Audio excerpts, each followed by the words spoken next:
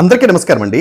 Andhra Pradesh state government తీసుకొచ్చినటువంటి P4 concept లోకి ఈ యొక్క ప్రభుత్వ ఆధీనంలో ఉండాల్సినటువంటి మెడికల్ కాలేజీలను ప్రైవేట్ వ్యక్తులకు అప్పజెప్పేటువంటి ఈ యొక్క కాన్సెప్ట్ ని తీవ్రమైనటువంటి వ్యతిరేకత ప్రజల్లో సుస్పష్టంగా కనిపిస్తుందండి. అంతేకాకుండా వైఎస్ఆర్ కాంగ్రెస్ పార్టీకి చెందినటువంటి నాయకులు ఈ యొక్క P4 కాన్సెప్ట్ లోకి మెడికల్ కాలేజీలను ప్రైవేటు వ్యక్తులకు అప్పచెప్పేస్తున్నారనేటువంటి నెగిటివ్ ఫీడ్బ్యాక్ ని జనాల్లోకి సమర్థవంతంగా తీసుకువెళ్ళడం జరుగుతుంది. ఇది కూటమి ప్రభుత్వానికి కొంత వ్యతిరేకత ఈ విషయంలో మాత్రం స్పష్టంగా కనిపిస్తుందండి. అయితే వైఎస్ఆర్ కాంగ్రెస్ పార్టీ గత 2019 నుంచి 24 వరకు కేంద్ర ప్రభుత్వ సహాయ సహకారాలతో 17 మెడికల్ కళాశాలను శాంక్షన్ చేసుకోవడం జరిగింది. అందులో 5 మెడికల్ కాలేజీల్ని ఆల్రెడీ క్లాసెస్ స్టార్ట్ అవుతున్నాయి. కొంత ఇన్ఫ్రాస్ట్రక్చర్ కూడా డెవలప్ చేసుకోవడం జరిగింది. అయితే మిగతా 12 మెడికల్ కాలేజీలు ఈరోజు దయనీయమైనటువంటి స్థితిలోనే ఉన్నాయని చెప్పుకోవాలండి. ఎందుకంటే కొన్ని కన్స్ట్రక్షన్ కూడా ఇంకా స్టార్ట్ అవ్వలేదు. ఒక 5 కాలేజీలకి బిల్డింగ్స్ కూడా కన్స్ట్రక్షన్ అవుతున్నాయి. ఇది వాస్తవంగా స్టేటస్.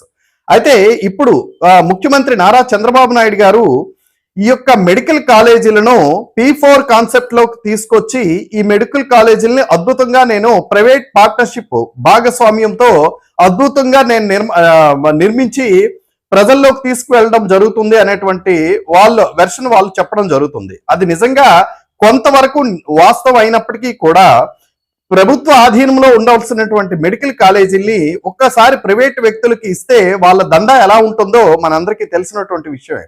ఎందుకు అంటే విపరీతంగా రేట్లు పెంచేయడం జరుగుతుంది. ఈ సీట్లు కూడా విపరీతంగా అమ్ముకోవడం జరుగుతుంది.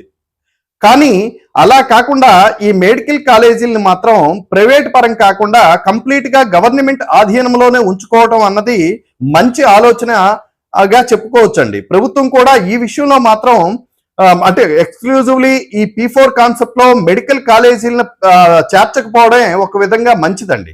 అయితే ఇప్పుడు గవర్నమెంట్ చెప్తున్నటువంటి వెర్షన్ ఏంటంటే 5 మెడికల్ కాలేజీల్ని గత వైఎస్ఆర్ కాంగ్రెస్ పార్టీ అరకొర నిధులతో కన్స్ట్రక్షన్ చేయడం జరిగింది. అంతేకాకుండా కొంత ఇన్ఫ్రాస్ట్రక్చర్ కూడా డెవలప్ చేయడం జరిగింది. అయితే ఇంకా ఉన్నటువంటి మిగతా 17 కాలేజీలకి ఎటువంటి నిధులు కూడా కేటాయించడం జరగలేదు. అయితే ఓవరాల్ గా ఈ 17 మెడికల్ కాలేజీలకు వర్కింగ్ లో రావడానికి స్టేట్ గవర్నమెంట్ చెప్తున్నటువంటి వివరణ ఏంటంటే 8,500 కోట్ల రూపాయలు ఖర్చు అయ్యేటువంటి అవకాశం ఉందని చెప్తుంది.